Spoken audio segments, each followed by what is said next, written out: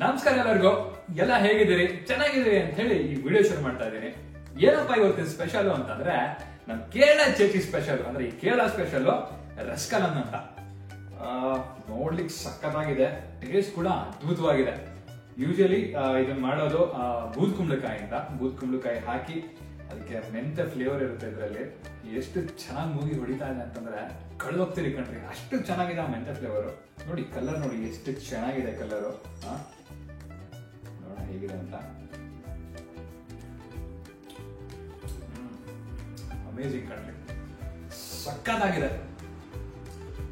ಮೆಂತೆ ಫ್ಲೇವರ್ ಇದೆಯಲ್ಲ, ಮೂಗಿಗೂ ಅಲ್ಲ ನಾಲಿಗೆಗೂ ಅಷ್ಟೇ ಚೆನ್ನಾಗಿ ಹೊಡಿಯುತ್ತೆ. ಜೊತೆಗೆ ತೆಂಗಿನಕಾಯಿ, ಇನ್ನ ಸಿಕ್ಕಾಪಟ್ಟೆ ಇಂಗ್ರೀಡಿಯೆಂಟ್ಸ್ ಇದೆ. ಏನೇನಿದೆ ಅಂತೇಳಿ ಈ ವಿಡಿಯೋ ನೀವು ಕೊನೆ ತನಕ ಫುಲ್ ನೋಡ್ಬೇಕಾಗತ್ತೆ.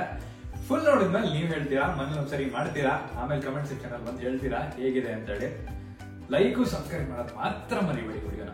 ಮತ್ತೆ ಶುರು ಮಾಡಬೇಡ ವಿಡಿಯೋನ. ಇದು ಕೇರಳದ ಗುರುವಾಯೂರು ಟೆಂಪಲ್ ಸ್ಪೆಷಲ್ ರೆಸಿಪಿ ಕಣ್ರಿ.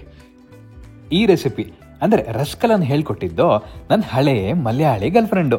ಈ ವಿಚಾರ ನಿಮ್ಮಲ್ಲಿ ಮಾತ್ರ ಇಟ್ಕೊಳ್ಳಿ, ನನ್ನ ಹೆಂಡತಿಗೆ ಮಾತ್ರ ಹೇಳ್ಬಿಡಿ, ಮನಸ್ಸಲಾಯೋ. ಈ ರೆಸಿಪಿ ನನ್ಗೆ ಅವಳು ಹೇಳ್ಕೊಟ್ಟು ಒಂದಿನ ಮಾಡಿದ್ಮೇಲೆ ಟೇಸ್ಟ್ ಹೆಂಗಿದೆ ಅಂತ ಕೇಳಲು ನಾನು ಸುಮ್ಮನಿರ್ಬೇಕಾ ಬೇಡ, ನಿನ್ಗಿಂತ ಈ ರೆಸಿಪಿನೇ ಚೆನ್ನಾಗಿದೆ ಅಂದ್ಬಿಟ್ಟೆ. ಎಂದ ಗುರುವಾಯೂರಪ್ಪ, ಅವತ್ತೇ ಆಯ್ತು ಕಣ್ರಿ ಬ್ರೇಕಪ್ಪು.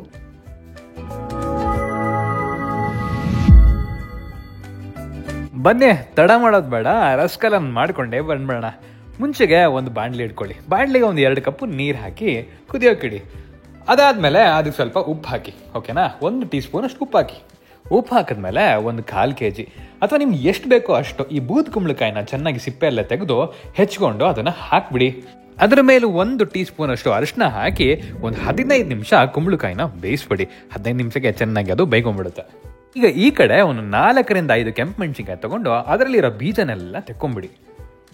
ಈಗ ಒಂದು ಬಾಣಲಿನೋ ಪ್ಯಾನೋ ತಗೊಂಡು ಅದಕ್ಕೆ 1 ಟೇಬಲ್ ಸ್ಪೂನ್ ಅಷ್ಟು ಎಣ್ಣೆ ಹಾಕಿ. ಎಣ್ಣೆ ಕಾದ್ಮೇಲೆ 1 ಟೀ ಸ್ಪೂನ್ ಅಷ್ಟು ಮೆಂತೆನ ಚೆನ್ನಾಗಿ ಅದು ಗೋಲ್ಡನ್ ಬ್ರೌನ್ ಆಗುವವರೆಗೂ ಅದನ್ನು ಹುರಿರಿ.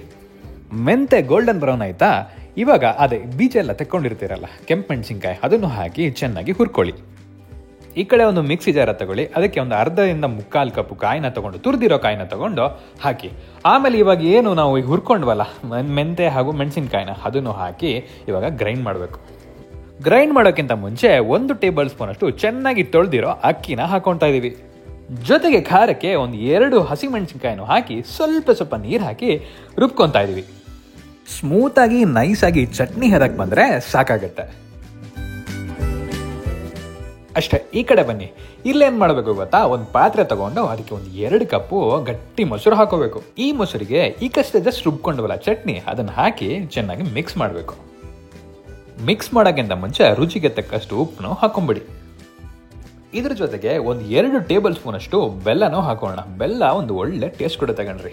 ಅಷ್ಟೇ, ಇಷ್ಟೆಲ್ಲ ಹಾಕಿ ಚೆನ್ನಾಗಿ ಮಿಕ್ಸ್ ಮಾಡ್ತಾ ಇರಿ.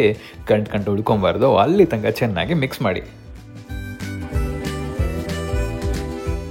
ಗ್ಯಾಪಲ್ಲಿ ಈ ಕಡೆ 15 ನಿಮಿಷನೂ ಆಗಿರುತ್ತೆ, ಕುಂಬಳಕಾಯಿನೂ ಬೇಯ್ಕೊಂಡಿರುತ್ತೆ. ಈಗ ಒಂದು ಬಾಣಲಿ ತೊಗೊಂಡು ಅದಕ್ಕೆ 1 ಸ್ಪೂನು ಇಲ್ಲ 2 ಸ್ಪೂನ್ ಎಣ್ಣೆ ಹಾಕ್ಕೊಳ್ಳಿ.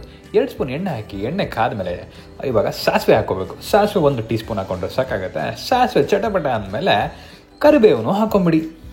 ಕರಿಬೇವು ಆದಮೇಲೆ ಒಂದು 2 ಒಣಮೆಣಸಿನ್ಕಾಯಿನೂ ಹಾಕೊಂಬಿಡಿ. ಈಗೇನು ಮಾಡಬೇಕು ಗೊತ್ತಾ? ಅದೇ ಮೊಸರಿಗೆ ಆ ಚಟ್ನಿನ ಉಪ್ಪೆಲ್ಲ ಹಾಕಿ ಚೆನ್ನಾಗಿ ಮಿಕ್ಸ್ ಮಾಡ್ಕೊಂಡ್ರಲ್ಲ, ಅದನ್ನು ತಗೊಬಂದು ಈ ಒಗ್ಗರಣೆಗೆ ಹಾಕಿಬಿಡಿ. ಹಾಕಿ ಚೆನ್ನಾಗಿ ಮಿಕ್ಸ್ ಮಾಡಿ. ಚೆನ್ನಾಗಿ ಮಿಕ್ಸ್ ಮಾಡಿದ್ಮೇಲೆ ಇವಾಗ ಇದಕ್ಕೆ ಆ ಬೆಂದಿರೋ ಕುಂಬಳಕಾಯಿ ಇರುತ್ತಲ್ಲ, ಆ ಕುಂಬಳಕಾಯಿನ ಮಾತ್ರ ಹಾಕಿ ಚೆನ್ನಾಗಿ ಮತ್ತೆ ಮಿಕ್ಸ್ ಮಾಡಿ. ಈಗೊಂದು 3 ರಿಂದ 4 ನಿಮಿಷಗಳ ಕಾಲ ಆ ಒಲೆ ಉರಿ ಮೇಲೆ ಹಾಗೆ ಅದು ಬೇಯ್ಕೊಳ್ಳಿ.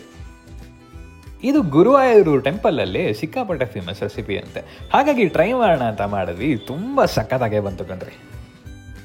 ಈ ರಸಕಲನ್ನು ಎಸ್ಪೆಷಲಿ ಅನ್ನಕ್ಕೊಂದು ಒಳ್ಳೆ ಕಾಂಬಿನೇಷನ್ ಕಣ್ರಿ. ಮಧ್ಯಾಹ್ನ ಊಟಕ್ಕೆ ಮಾಡ್ಕೊಂಡು ತಿಂತಾ ಇದ್ರೆ ಅದ್ಭುತವಾಗಿರುತ್ತೆ, ಅಮೋಘವಾಗಿರುತ್ತೆ. ಮುಂಚೆನೇ ಹೇಳ್ದಂಗೆ ಇದರಲ್ಲಿ ಆ ಮೆಂತೆ ಘಮ ಇರುತ್ತಲ್ಲ, ಎಷ್ಟು ಚೆನ್ನಾಗಿರುತ್ತೆ ಅಂತಂದರೆ ಮೂಗಿಗೂ ಹಂದವಾಗಿರುತ್ತೆ, ನಾಲ್ಗೆಗೆ ಅದ್ಭುತವಾಗಿರುತ್ತೆ. ನೀವೊಂದು ಸ್ಪೂನ್ ತಗೊಂಡು ಹಿಂಗೆ ಟೇಸ್ಟ್ ಮಾಡಿ ನೋಡಿ, ಆಮೇಲೆ ಹೇಳ್ತೀರಾ ಏನು ಸಕ್ಕತ್ತಾಗಿತ್ತು ಅಂತ ಹೇಳಿ. ನಿಮ್ಗೇನಾದರೂ ಈ ರೆಸಿಪಿ ಇಷ್ಟ ಆದರೆ ದಯವಿಟ್ಟು ಲೈಕ್ ಮಾಡಿ. ಹಾಗೆ ನಮ್ಮ ಚಾನೆಲ್ನ ನಿಮ್ಮ ಫ್ಯಾಮಿಲಿ ಫ್ರೆಂಡ್ಸ್ಗೆಲ್ಲರೂ ಶೇರ್ ಮಾಡಿ, ಸಬ್ಸ್ಕ್ರೈಬ್ ಮಾಡೋಕ್ಕೆ ಹೇಳಿ ದಯವಿಟ್ಟು ಮರಿಬೇಡಿ. ಹಾಗಾದರೆ ಇನ್ನೊಂದು ವಿಡಿಯೋದೊಂದಿಗೆ ನಾವು ಮುಂದೆ ಮತ್ತೆ ಸಿಗ್ತೀವಿ.